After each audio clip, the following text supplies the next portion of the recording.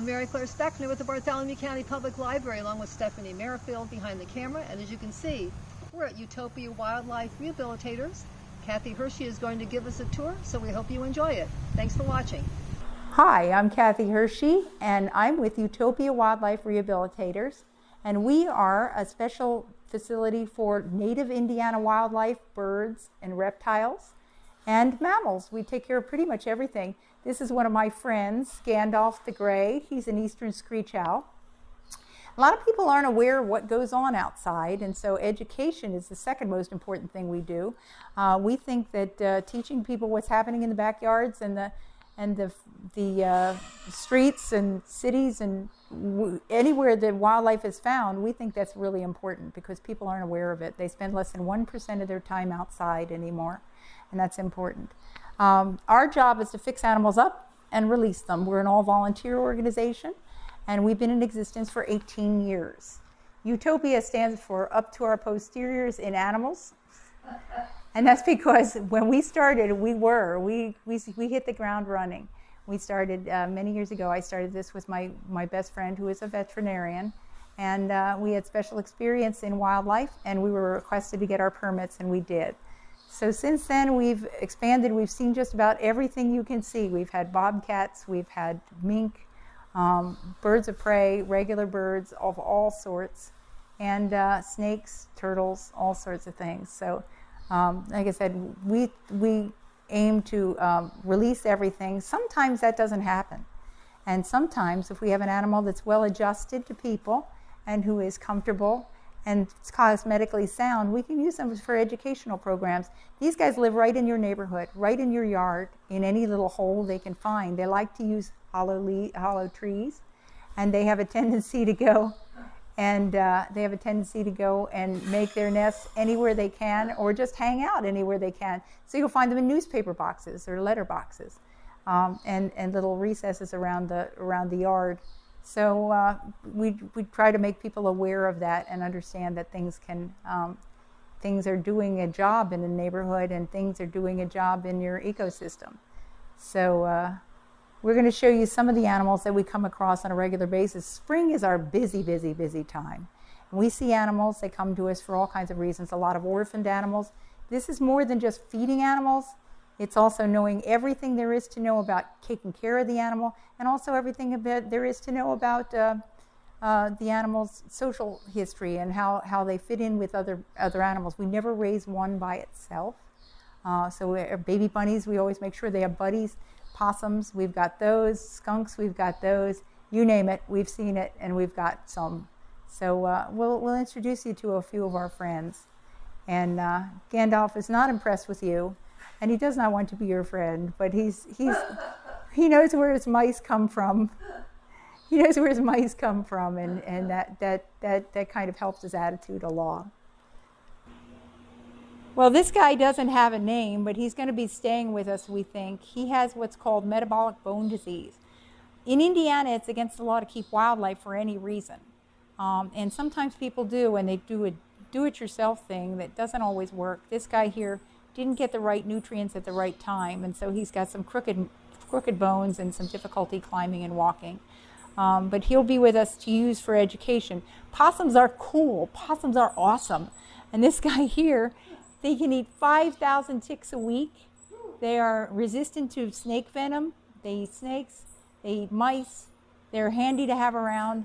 And they're really sweet guys. They are really quite mellow. Right now, he wants to get down and eat the microphone. They have 50 teeth, more than any other land mammal. And they're not really, people always say, oh, look, it's a rat. It's not a rat, actually. It's a marsupial, just like a kangaroo, or a wallaby, or a sugar glider, or a Tasmanian devil. So these guys are the only North American marsupial, and they carry their babies in a pouch. They have up to 39 babies a summer. These guys don't live very long lives because they could have 39 babies a summer. And they don't live a very long life, usually 2 years with the best of care in captivity. So this little guy will probably be used for education. His name is Edgar. That's his working name right now. We don't name our animals that are our wildlife patients because they are not ours. So these guys here, They're not pets, but they do work well with people, and they're kind of our co-workers. This is a baby Cottontail Rabbit. Now we're going to find more and more and more of these guys in our front yards and backyards. They live as close as they can to people because to their little bunny mind, it's safe. They think that, whoa, Bunny is leaving. We'll put Bunny back. Bunny has a bunch of friends, and these guys generally do very well until we raise them until they're big enough to release, and then they do just fine. So they're closer and closer to people. They're making their nests right up against, in your garden, right behind your house, right up against the foundation, because they feel that it's safer if people and our pets keep coyotes, foxes, raccoons, and possums actually, that might hurt their babies. So they put them there.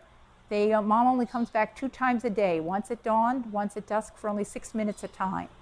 She feeds her babies very quickly, goes away. She doesn't want to attract attention. So a lot of people get upset, and they think wrongly that Mom has left and that she's not coming back because they don't see her during the day. You're not going to. So just, in most cases, you just need to step away from the baby bunny and they'll do just fine. These guys here came to us because dogs ate their families. And there are actually 3 different, there are 4 bunnies that came to us in 3 different visits from people. So like I said, these guys, they're perfectly, their eyes are open, their ears are up, they're hopping around, perfectly capable of taking care of themselves. We just wait till they get a little bit older so that they have an opportunity to stand a better chance against predators. This is an eastern box turtle. These guys are pretty amazing, but they're unfortunately in short supply, so we're starting to have problems with finding them, and so they're a species of concern in Indiana. You aren't allowed to have them without penalties and serious problems. So if you see these guys, leave them alone. Help them cross the street in the direction they're going to, if you should happen to notice them. This one here came to us because someone found it, and its eyes were swollen shut, and it had horrible ear abscesses. And we're finding that more and more with wild ones. We're finding out that some of the chemicals they use, the herbicides and things, are causing problems for them. They end up with a vitamin A deficiency. And if they've got any of that can we start again? It doesn't matter. Thank you. Yes. So if they have any of the herbicide on board, it's going to cause abscesses and problems because it blocks the use of vitamin A that they get naturally, that they make naturally, and so they develop illnesses. So once they get their eyes swollen shut, they can't see to eat, and they die. So these 2, I have 2 of them that came to me that way, and so our vets have helped us put in feeding tubes, so we feed them with a syringe right into their stomach so that they're eating. These guys are doing fine now. We're going to be taking out the tube, and they're going to be eating on their own. Their eyes are looking great. They're coming along really well. This little buddy is a fox squirrel, and he, like most of the squirrels we receive this time of year, has been cut down with a tree. He was fortunate to be able to live. Sometimes they're hurt badly. This guy here was in a tree that they were cutting down, and the gentleman who cut down the tree really worked hard to get them to us, and we're really sad about that. Always important to remember that these guys are born in spring and fall, and always a good time to look and make sure that there aren't nests in the trees that you're cutting down. Many times their moms, if they fall out of a nest, many times mom will just take them back and put them back in another nest. They make up to 4 nests so that they can put their babies in different nests if something happens. So many times these guys can be reunited with their parents. But this little guy is not quite ready to be on his own yet, so he'll be getting fed by syringe.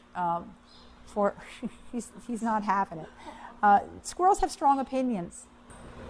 So this little guy fell from a nest. He's a baby barred owl, and he had a broken wing and a broken leg, and he had a wound on his leg, and he has fully recovered. He was in a cast, and he couldn't move, and we were really deeply concerned about how well he was going to do as a bird recuperating, because we were worried about his socialization and whatnot. He still probably is not going to fly, and he's probably not releasable, so we're going to use him for education. And so his name is Soren. Well, he's molting his baby down. He had baby Fluff, and now he's got adult feathers coming in. So there's fluff everywhere here. We try to keep everything busy and try to give things. We'll hide food and we'll do whatever we can to keep them kind of happy. These guys are the one they call the hoot owl. They have a whole lot of vocalizations, tremendous number of vocalizations. He's been pretend stalking things lately, so all of a sudden bounce on things and land. Usually people call first before they come. We like to do that because we can avoid a lot of problems before they start. Some people feel inclined to rescue things that they probably shouldn't know how to rescue. She is fond of mice. She will eat cracked corn. These guys eat small invertebrates. They eat rodents. They'll eat snakes and frogs and amphibians.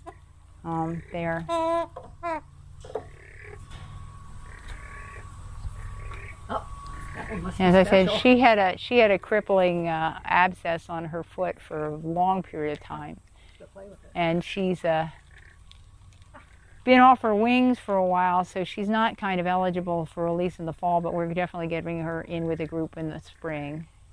She won't have to fly quite as well. How do you reintroduce her to? We talk to people who are, we have people from the state that can, she was raised, I mean, she was an adult when we got her, so she knows about other birds. All right, I think you're done. You've already been fed, you're milking it. She was fed already today, so she got quite a bit. Like I said, she eats a variety of things while she's here, but these are huge. Mice are massive. She's got a bald spot, but she's molting currently, so she'll have beautiful new feathers soon.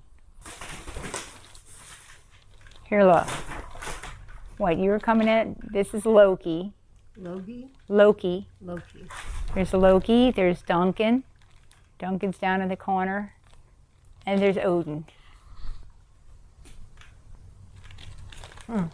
And these guys are permanently injured, non-releasable birds. Two of them were hit by cars. I know, right? Two of them were hit by cars, and one of them was shot. So they have injuries that do not allow them to be released, but they are display birds, and so they are on display here where people can see them. Actually, or come in and stand just like we are here in the corner, and a lot of people are impressed by how large they are. Strangely enough, people ask me what these birds are. These guys here are bald eagles. Mature bald eagles have the white head and the white tail, but they don't get that until they're about 5 or 6 years old. Duncan is kind of transitioning to the white head. He's got his tail and most of his head, so he's about 6 now. Duncan has been on our gloves. He's not kind of ready for prime time yet, but he's kind of social. He's kind of funny. The noise you hear them make is the eagle noise, and that scream that you hear on video and recordings, that is a red-tailed hawk. It's not an eagle. Okay. Eagles just have a stupid noise, and so they decided that the red-tailed hawk has that cool. Yes, that snorty noise is an eagle all the way. They also have a little kick kind of song that they sing. Duncan likes to do that. But these guys, they can't really fly any higher than the perches here, the lower perches here. And we sometimes have patients that come in here and inhabit the top part. All these slats here all of our buildings are built with wooden slats, and that helps preserve the feathers. Wire would damage the feathers so that they can't fly. Their feathers are important, their musculature is important, their conditioning is important. And so these guys here, we have to make sure that before they're released, they have to be in perfect condition. We have a 100-foot flight cage down the bottom of the hill, and we use that for conditioning larger birds. You didn't eat your mouse. I threw you a mouse. They don't care. Well, they also all we have some very, very sweet fisher people who fish for our eagles, and they give us, they have Tuesday nights they fish, and on Wednesdays they bring us the fish, and so we have fresh fish for them all the time. Fresh fish. They love it. They're big fans. So they really like fish, so that's why you see them so much, like out at Monroe and Hardy Lake. And Other way around, like they that. live there because that's where the fish are. Yeah. Yes, that's their primary diet is fish, but they also eat. Actually, the younger ones are help each other scavenge. So the younger ones are good at teaching each other and taking care of each other. And for their first few years, they're actually just scavengers. And then it takes them a little while to get that hunting thing down. Okay. But ultimately they do. But these guys are pretty peaceable together. There's a lot of talking and a lot of pushing off the perch now and again, but they do get along pretty well. They're like little brothers. The only way to tell the difference between boys and girls is by size. The girls are always larger. And these guys are 10 pounds each. These guys are 10 pounds each, and so we assume that based on that, they're girls. On the other way, sorry, they're boys. Girls would be up to 14 pounds. I know, that's the kiki noise. Yeah. But if he sees one of us out in the yard and he thinks there might be food involved, we hear he calls to us all the time. He's the most vocal. He's always got something to say. But he's kind of a goof. We like him. This is Cloudy. Cloudy is a coyote. And Cloudy is pretty amazing. She's got a pretty small enclosure here because she was raised with people and she prefers to be where she can see people. We've recently gotten a grant to build her, a new situation. She's going to get a new cage, which is going to be very, very large and very, very tall. And she'll be able to do whatever she wants with it. Sit pretty. You missed it. All right. So she came to us, someone was illegally keeping her as a pet, and she loves children and she loves cats. Just to be their friend. She doesn't want to hurt them in any way.